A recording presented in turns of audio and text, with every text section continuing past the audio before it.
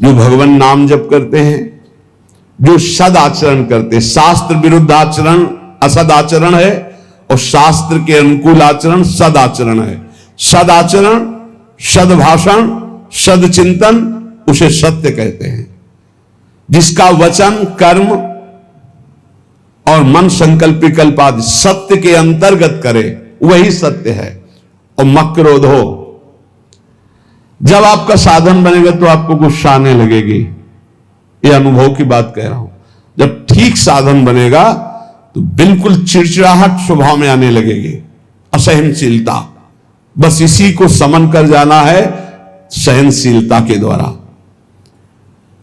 थोड़ी सी भी बात सहन नहीं होती, वो एकदम क्रोध करने लगता है, क्योंकि उसके अंदर ऊर्जा शक्ति का संचार होता है, पावर बढ़ता है भजन से। और पावर बढ़ता है तो फिर नम्रता के द्वारा, सहनशीलता के द्वारा, तितिक्षा के द्वारा, क्षमा के द्वारा इस पावर को बचाया जाता है, पचाया जाता है, नहीं तो बहुत जल्दी छीन हो जाता है। आप देख लेना, सही भजन चल रहा है, ठीक आचरण है आपके, तो पहला दोष पैदा होगा ये असहनशीलता। अगर बात करें तो एक चिड़चिड़ाहट सी होगी, एक अच्छा नहीं लगेगा। जरा सा कोई गलती कर दे तो एकदम कड़वा स्वभाव, इसको शासन में ले। ये होता है, खुद अनुभव की बात कह रहा हूं, होता है। इसलिए कहा कि गुरुजनों की सेवा, सत्य आचरण, सत्य भाषण, सत्य विचार, और फिर कहा मक्रोध हो, अक्रोध, क्रोध ना करना। क्रोध के बहुत से आपके सामने उपाय भेजे जाएंगे जिससे आपको गुस्सा आ जाए, पर आप गुस्सा न कीजिएगा, नहीं तो आपका जो भागवतिक पावर बना है वो क्षय हो जाएगा। बाबा तो इतनी जोर की बात, उड़िया बाबा कहते हैं कि यदि क्षय करना है किसी को तो गुस्सा दिला दो, किसी के तप को क्षय करना है तो उसे गुस्सा दिला दो, और वो गुस्सा हो गया तो 1 महीने के भजन की ऊर्जा शक्ति क्षीण हो जाएगी। भजन तो नष्ट नहीं होता, लेकिन उससे जो अनुभूति होनी चाहिए वो नहीं होगी।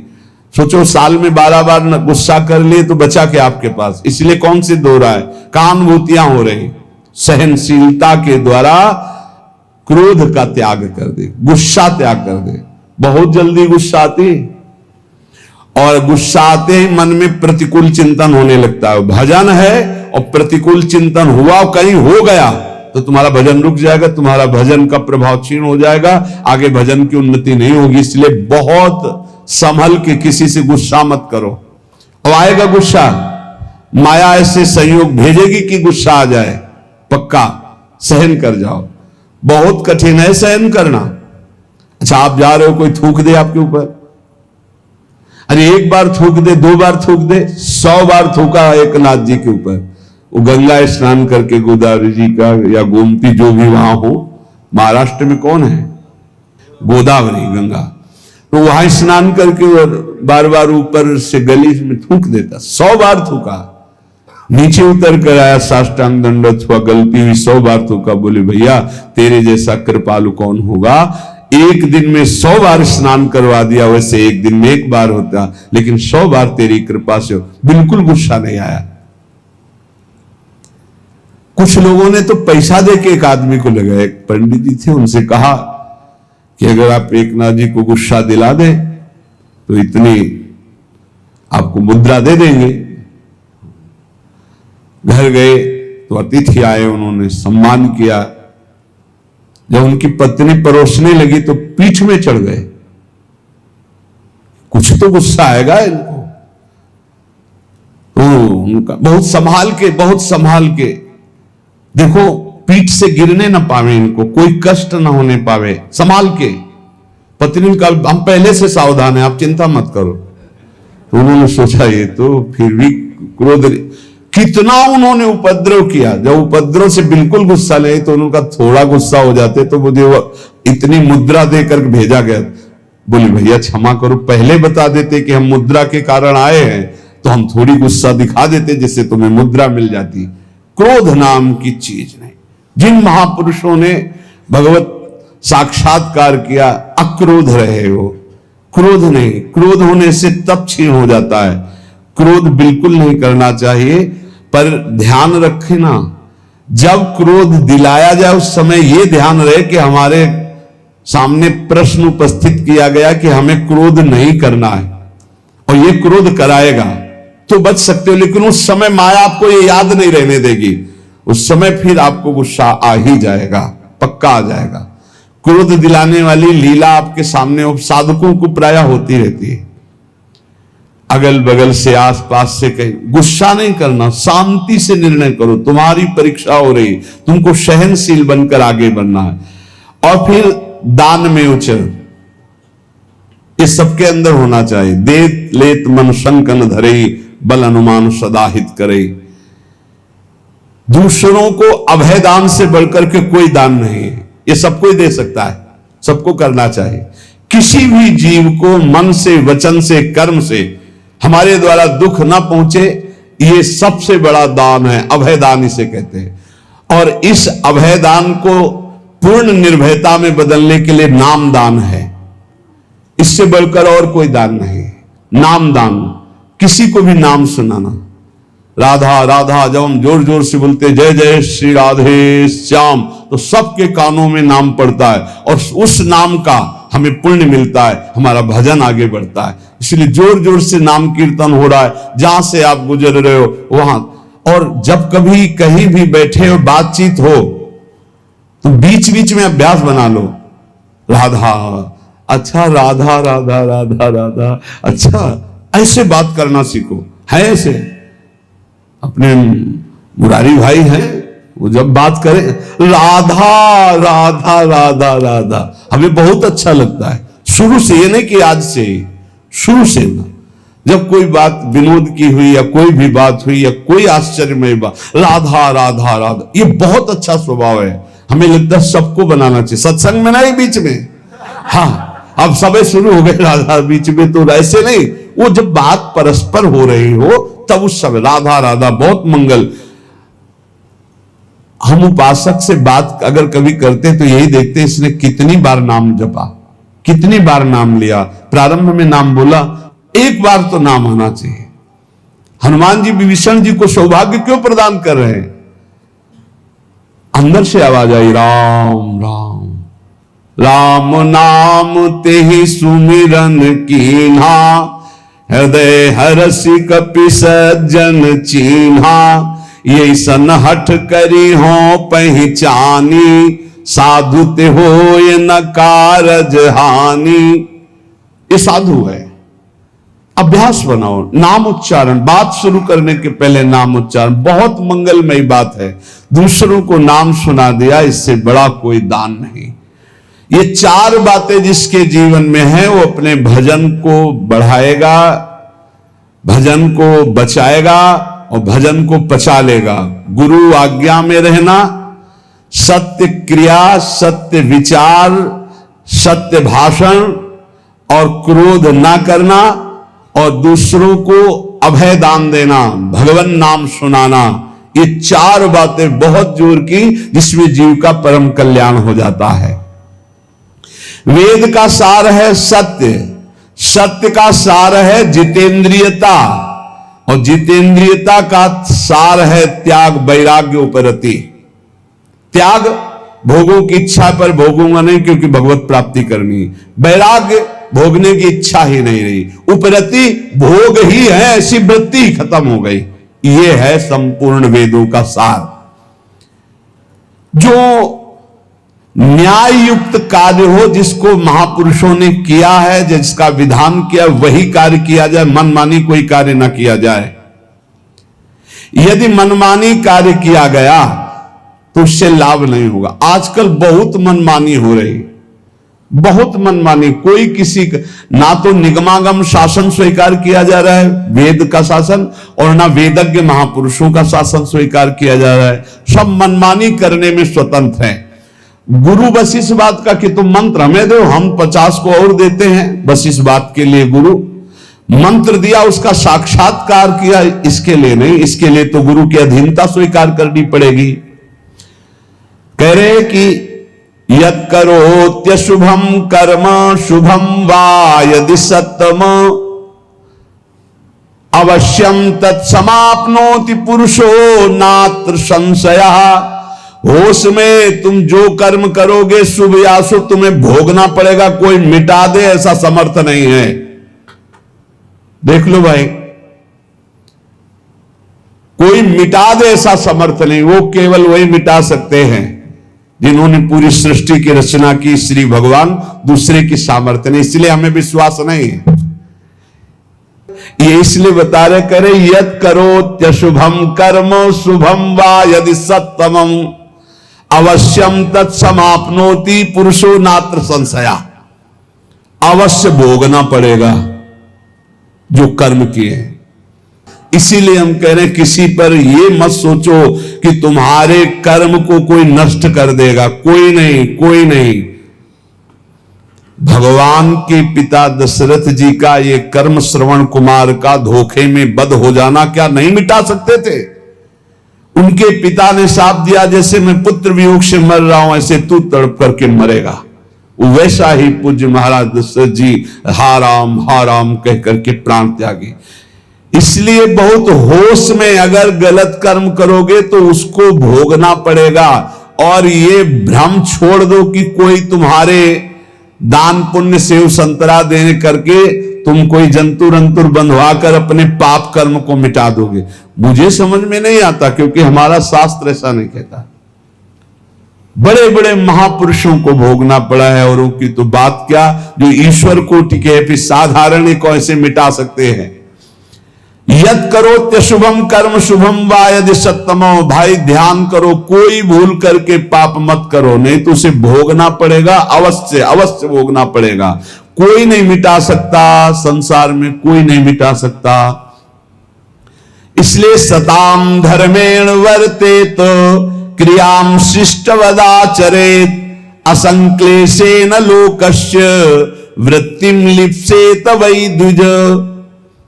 जो सत्पुरुषों ने आचरण किए हैं, जो सत्पुरुषों ने आचरण का विधान किया है, उसके अनुसार जो आचरण करता है वो धर्म है, और धर्म करने वाला कभी दुखी नहीं होता। तो आप कहोगे धर्मराज युधिष्ठिर को 12 वर्ष का वनवास, 1 वर्ष का अज्ञातवास मिला, धर्म करना क्या? वो तो धर्मराज है। तो जुआ खेलना अधर्म है, उपहास करना किसी का अधर्म है, किसी को नीचा दिखाना अधर्म है, अधर्मियों की सभा में बैठना अधर्म है। कई तरह की बातों का अधर्म होता है। जान रहे हैं कि महाराज धृतराष्ट्र इस समय अधर्म से युक्त हैं, तो उनकी आज्ञा का पालन नहीं करना चाहिए। जान रहे हैं कि छल कपट अधर्मी शकुनी है, पासा वो चल रहा है, जीत उनकी हो रही, खुला अधर्म, खुला अधर्म का खेल हो रहा, कैसे स्वीकार कर लिया? और द्वित कीड़ा अधर्म है। मदिरा पीना, व्यभिचार करना, मांस खाना, द्वित कीड़ा करना, ये सब एक लाइन में रखा गया है। इसीलिए महाराज को 12 वर्ष का वनवास, 1 वर्ष का अज्ञातवास भोगना पड़ा। सत्पुरुषों द्वारा पालित धर्म के अनुसार बर्ताव करे। जो संत पुरुष आचरण करने का विधान करते हैं, शास्त्र विधान करता है, वैसे ही कभी दुख नहीं मिलेगा। ध्यान रखना, अधर्म करने पर ही दुख का परिणाम भोगना पड़ता है। ये जो हमारे नाना प्रकार के शारीरिक मानसिक क्लेश हैं, ये हमारे पाप कर्म का परिणाम है। भली भांति कोई भी कर्म करने के पहले विचार करो, तो अंदर से सबके भगवान सदगुरु रूप में बैठकर उत्तर देते हैं कि तुम गलत करने जा रहे हो, मत करना। दूसरे लोगों के किए हुए कर्म को देखकर मत करो। बहुत लोग ऐसा करते हैं। अब तो सब नरक जाएंगे, तुम भी जाओगे क्या? तुम सत्संगी हो, तुम्हारा विवेक जागृत होना चाहिए। सब अगर 1000 लोग हैं, 1000 गलत कर रहे हैं, तो एक सही चलो तुम अपने मार्ग पे, 1000 का अनुसरण नहीं करना। जीवन निर्वाह के लिए ऐसी वृत्ति अपनाओ जो धर्म पूर्वक हो, तो तुम सुखी रहोगे, तुम्हारा परिवार सुखी रहेगा। सब तरह से सावधान रहो कि तुम्हारे घर में अधर्म का 1 रुपया ना आने पावे। सावधान रहो। जैसे कुछ लोगों की मान्यता है कि संत जन अधर्म पचा सकते हैं। भीष्म पितामह जैसा महात्मा कोई होगा द्वादश वैष्णवाचार्यों में है भीष्म जी, और अखंड बाल ब्रह्मचारी और अखंड चिंतन करने वाले भगवान का। और दुर्योधन का अन्न खाया, उन्होंने स्वीकार किया, बताया द्रौपदी को कि उस समय मेरी बुद्धि निर्णय करने में असमर्थ थी क्योंकि मैं दुर्योधन का अन्न खाया था। अगर अधर्म का रुपया चला जाए तो महात्मा की भी बुद्धि को कमजोर कर दे, भ्रष्ट कर दे, फिर गृहस्थों की बात क्या। अधर्म के धन से बचना चाहिए। अधर्म का अन्न जो है वो बहुत हानिकारक है, इसलिए गृहस्थी में ये लोग सोचते हैं रुपया आना चाहिए, चाहे जैसे आवे। फिर जो रुपया आया 1 लाख, और फिर घर में जो 10 लाख निकालने का वो बनाएगा हिसाब किताब। अमुक को ये रोग हो गया, अमुक जब ये नष्ट हो गया, अमुक ये हानि हो गई। इसलिए हमारा शास्त्र कहता है सर्वोपायस्तु लोभस्य, सब उपाय करो कि लोभ से कोई अधर्म का धन ना आ जाए तुम्हारे घर में, सावधान रहना। कितने पवित्र होते हैं पुराने लोगों के विचार। हमने देखा है एक बार 100 रुपया का अन्न बिका और 110 रुपया आ गए। अब सोचो 100 रुपया का अन्न और 10 रुपये आ गए तो काफी लाभ की बात है। लेकिन जब वहां गिना गया घर में और 110 आया तो जो घर के मालिक थे उन्होंने कहा बिल्कुल इसी क्षण जाओ और ये पूरा रुपया उनको दिखाओ कि इसमें 10 का एक नोट ज्यादा था, ये 100 देखो है, आपने रुपए दिए, हमारा 100 का अन्न बिका, 10 वापस करके आओ। 10 वापस करके जब आए तब धर्मात्मा पुरुष के घर में ही भगवत भजन सुख शांति किस तरह की, भले अर्थ की अव्यवस्था हो लेकिन धर्म की व्यवस्था एक अद्भुत शांति, एक अद्भुत सुख प्रदान करती। नमक रोटी खाओगे चैन से सोओगे। अगर अधर्म का भाव होता तो बोले हम तो बेचा है भाई, 110 आ गए, वो तो चलो 10 ज्यादा ही आ गए, वो निकलेगा कहीं ना कहीं से, किसी को परेशान करेगा। इसलिए कहा तुरंत हटाओ इसको। ये बात सत्संग में बैठा लीजिए, गृहस्थी में जो आप जन है या जो भगवत मार्ग में भी है, अधर्म का धन किसी को भी चैन शांति नहीं लेने देगा। तत्कालिक लगेगा इतना आ गया यार, सब ठीक है, सब ठीक नहीं, अब आतंक मचाएगा वो, अब दुख देगा। इसलिए उपाय करना चाहिए अपनी इंद्रियों को पावन करने वाले तप का। उपाय करना चाहिए किसी भी तरह से हमारे घर में अधर्म का धन ना आवे, इसका उपाय करना चाहिए। भवसागर समुद्र से इससे पार होने का, भगवत प्राप्ति का, क्रूरता का जो अभाव, परम धर्म का आचरण, उत्तम व्रत महापुरुषों द्वारा आचरित और सर्वोत्तम ज्ञान, इस समस्त पापों का नाश कर देता। सर्वोत्तम ज्ञान भगवान श्री कृष्ण चंद्र जो गीता जी में कहते हैं, हे अर्जुन, यदि तुम ज्ञान को प्राप्त हो जाओ तो तुम्हारे सारे के सारे जन्म जन्मांतर के पाप नष्ट हो जाएंगे। अपि चेदसि पापेभ्या सर्वेभ्या पाप कृतमः सर्वम ज्ञान प्लवे नैव ब्रजिनम संतिष्यसि। अगर तू सब पापियों में भी अधिक पापी है तो भी तू ज्ञान के द्वारा निसंदेह संपूर्ण पाप समुद्र से अच्छी तरह तर जाएगा, पक्की बात है। अपि चेदसि पापेभ्या सर्वेभ्या पाप कृतमः। पाप करने वाले की 3 श्रेणियां होती हैं। एक होती पापकृत, मैंने पाप किया, पाप करने वाला, और एक होता है पाप कृत्तर, 2 पापी उनमें से एक अधिक पाप करने वाला। तीसरा होता है पाप कृतम, समस्त पापियों में सबसे बड़ा पापी। तो भगवान कह रहे पाप कृतमः, यदि तू सबसे बड़ा पापी है और तू ज्ञान प्राप्त कर ले तो तू सारे पाप से मुक्त हो जाएगा। भगवान का एक कथन सबको आश्वासन देता है। जो प्रश्न करता बोलते मैं बड़ा पापी हूं, क्या मेरा भी उद्धार हो जाएगा। तो भगवान यहां कह रहे हैं अपि चेदस्य पापेभ्यः सर्वेभ्यः पापकृतमः। पापकृतमः माने सबसे बड़ा पापी। यदि तू सब पापियों में भी सबसे बड़ा पापी है तो तू भी ज्ञान के द्वारा निष्पाप हो जाएगा।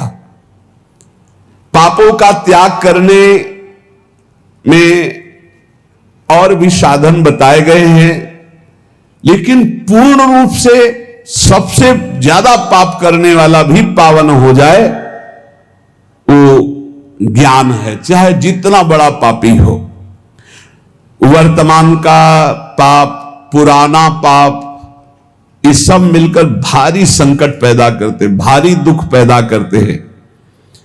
पुराने पाप बाधा रूप में आते हैं, वर्तमान का पाप जलन, डिप्रेशन, विक्षेप ये तत्काल देते हैं। पुराना पाप बाधा पहुंचाता है। आप सही ढंग से चल रहे हो भगवत मार्ग में और आया एकदम टांग मारी के सब उलट पलट कर दिया। अब उस समय भगवान का दृढ़ भरोसा, नाम जप, तो फिर समझ सकता नहीं, ऐसी टांग मारता है बिल्कुल नष्ट ही कर देता है। पुराना पाप पूर्व जन्म का ऐसा आता है, संभल के रहना चाहिए। बड़े बड़े को देखा फिसलते हुए। वर्तमान का पाप विक्षेप पैदा करता है। जैसे आपसे कोई गलती हो गई तो अब भजन में विक्षेप पड़ेगा। आपसे वर्तमान में कोई अब अशांति पैदा हो जाए, ज्यादा मनमानी आचरण करोगे तो मन संकल्प विकल्प इतना सोच में चला जाएगा कि फिर आपको लगेगा कि वो क्या कहते हैं, वही जो मानसिक रोग होता है, डिप्रेशन आ गया।